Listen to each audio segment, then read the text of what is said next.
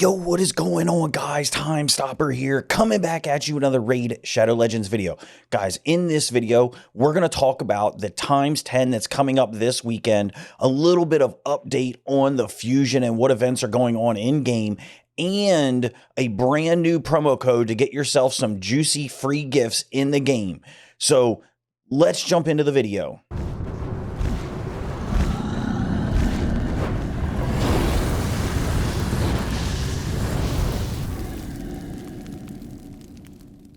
Okay, guys, let's first talk about the thing that everybody is interested in, the free gifts. Now, I don't know if Plarium put this out as compensation for all of the messes that they've had or what. They didn't make any official announcement that I've seen so far to it, but there is a brand new promo code available in the game right now to get yourself some free gifts. So for those of you who don't know about the promo codes, all you have to do is go in the game right here over to this side window, click on promo code, and a box will pop up right here, and you're just going to type the promo code in. Now, you can see that I can't do it because I've already redeemed that promo code, but all you have to do is type in the promo code. It is GIFT1, G-I-F-T, and the number 1, and hit confirm.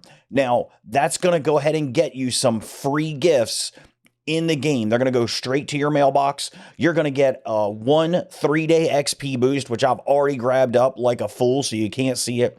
You're going to get 6 arena refills, and you can see that I have 6 days left to claim these promo code rewards, so you're going to want to make sure you get those. You're going to get 1 clan boss key, again, with 6 days to use it.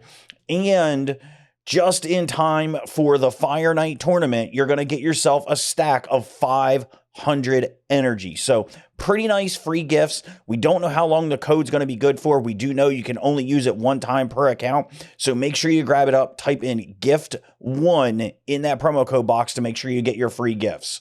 Now, also, before we jump into what's going on in the 10X, I do just want to give a quick update on the Fusion and where we're at on that. Of course, some new events did start here today. I'm going to go ahead and bring up my Fusion tracker for you guys to take a look at right now. Yeah, I'm out of the way enough there. So you can see on the Fusion tracker, basically, we are on the 7th right now. So if we go up here and highlight the 7th, you can see all the events that are happening right now. So today, we started an artifact enhancement event.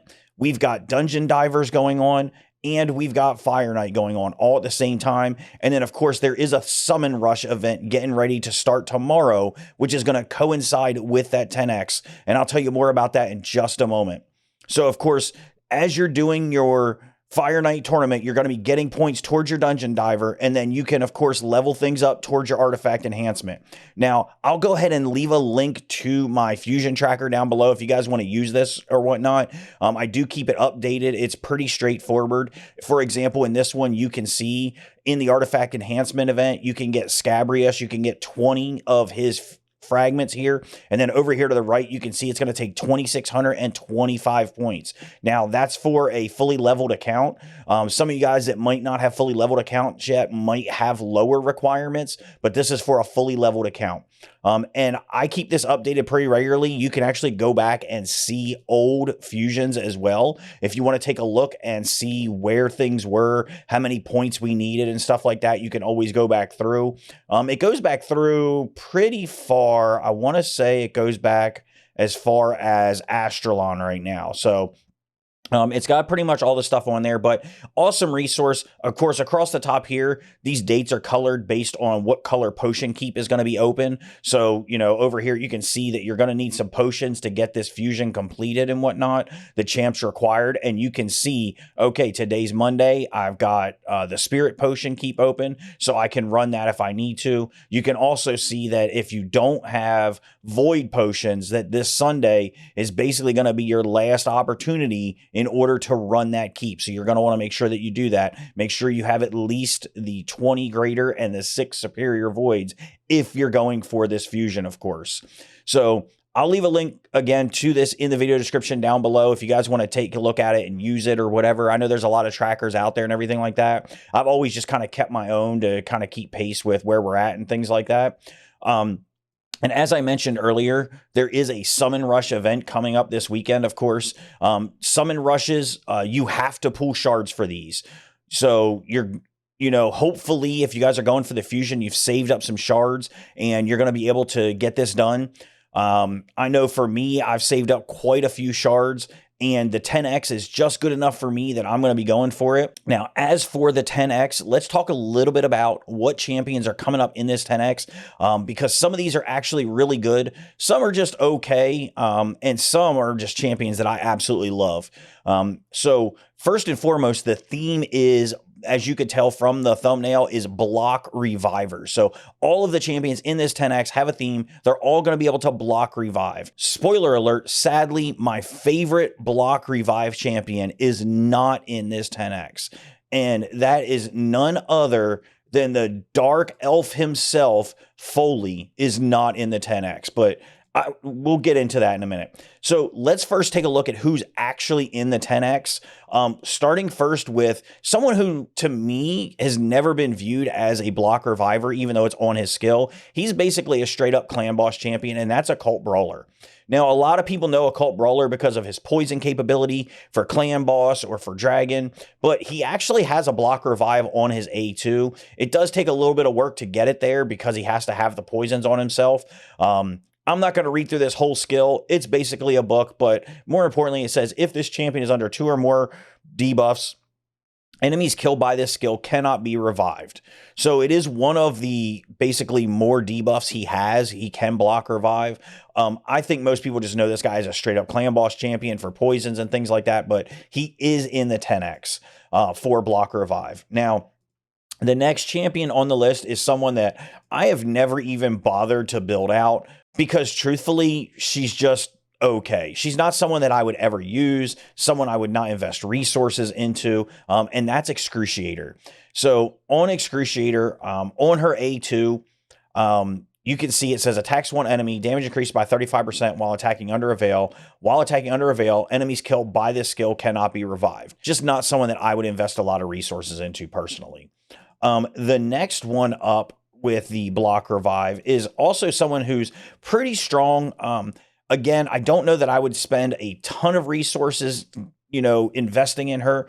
And that is Lorea. Okay. Now, Lorea is one of those champions that you don't really love to face in the Doom Tower because she does have the block revive.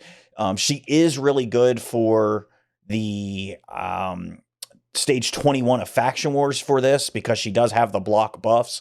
So it does help with the Valks trying to put up their counterattack buffs. But she, of course, does have a block revive on her A2. She attacks all enemies, has a 75% chance of placing a freeze debuff for 1 turn, and enemies killed by this skill cannot be revived. So it is an AoE block revive technically, but again, someone that I'm probably not going to invest a ton of resources into, but she can do the job for, you know, stage 21 of Faction Wars if you're really struggling to get past that Valk wave. And then next is actually probably one of my favorite champions who really doesn't get a lot of love. And I think that's because everybody for Sacred Order really spends a lot of time with Inquisitor Shamal and talking about how strong he is, but people really forget that Phoenix is a beast. Like, this guy hits hard in every part of the game, helped carry me through Faction Wars, great for Doom Tower waves, especially against those Siffy waves and things like that, because he has so many debuffs going on. First and foremost, on his A3, he attacks one enemy, 60% chance of placing a decreased defense debuff, 75% chance when booked, and a 30% decreased speed debuff for 2 turns. This guy really shines on his A1. Attacks one enemy, places an extra hit if the target has any debuffs. Enemies killed by this skill cannot be revived. Now, why is this so powerful? Well, it's on an A1. So you don't have to wait for it to cycle around a whole bunch or anything like that. But this guy is powerful when it comes to things like Ice Golem. He can block the ads from reviving and things like that. Also, perfect affinity for it. So awesome champion. I mean, basically, if you want, you can just essentially lock out his A2 and his A3 at this point and just A1 and keep blocking revive on champions. So much fun to use in the Ice Golem. He's a little frail, a little hard to keep alive. So you do have to build him with a little bit of survivability, but great champion nonetheless. Okay, and on to the legendaries. Now, the next champion is someone that, has kind of fallen out of favor a little bit. Even in faction wars, he's pretty easy to face and pretty easy to overcome, and that's Blood Gorge. Now, Blood Gorge early on was a really good champion, but there's so many champions now that just outclass him and do better than what he already does. But the nice thing is he does have that block revive. So if you don't have another block reviver, he can do the job in Doom Tower waves where you're running up against a bunch of revivers and things like that. He can be decent on, defense in arena at the lower levels and things like that. But at the higher levels, he's just really not viable anymore because while he hits hard, it's just not hard enough. He does attack one enemy and he does ignore defense. Enemies killed by this skill cannot be revived. He does put enemy skills on cooldown, not really known for that. And of course, he does have the single hitter on his A1. But again, I feel that Blood Gorge has kind of been outclassed, but he can get the job done. If you need a block reviver and he's the only option you have, he's certainly there. Now, probably my favorite block reviver in the entire game, no matter what anyone else says. And I'll tell you, she carried me through everything, and that's none other than Zavia. Now, Zavia has so much utility, people just don't even recognize, I think, a lot of times, how many different things that she does. She was one of the very first legendaries that I ever pulled. Her A3 block revive is ridiculous early on in arena. I literally pumped her damage super duper high and would go first and just block everyone's revive with her. And because she is force, she basically just knocked out every magic nuker that came early on. Awesome champion for that. She's also great for things like speed running dungeons because she can put up a bunch of poison. So she attacks all enemies 2 times.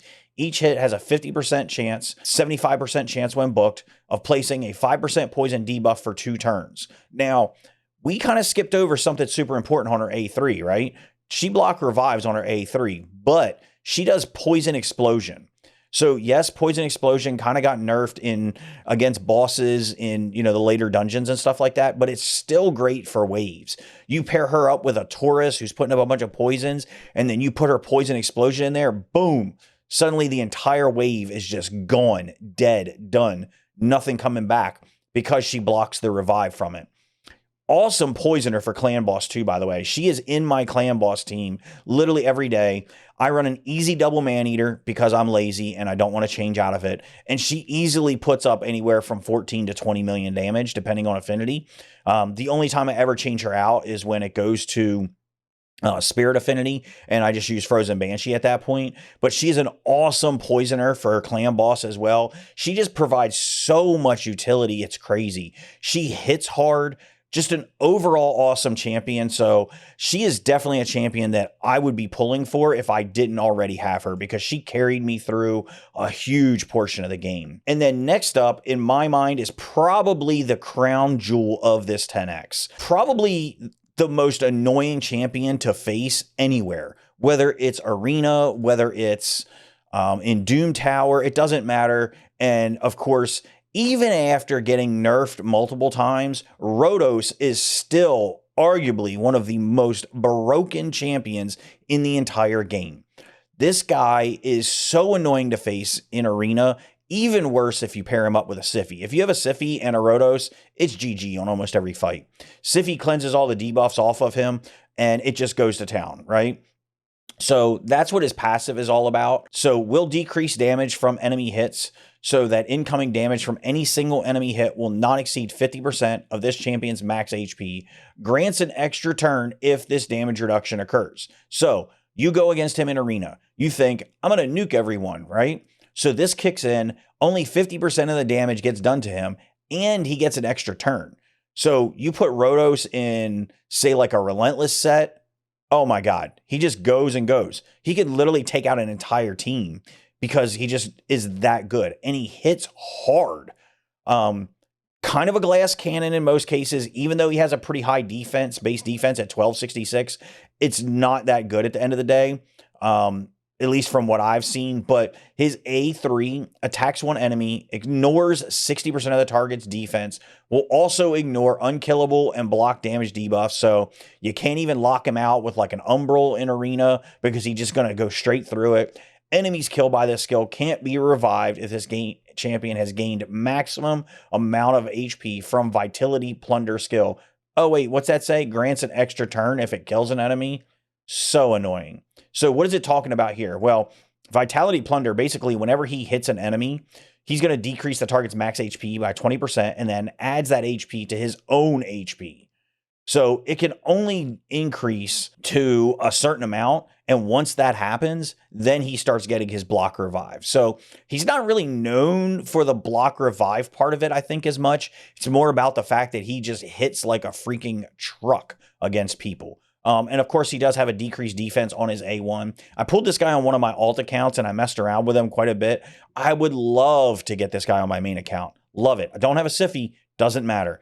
This guy is so annoying. You put him with like 3 super tanky champions in Arena on defense and just put him. He just starts going to town. It's ridiculous. There's very few champions. You basically, the only way to kill him is to bring a multi-hitter.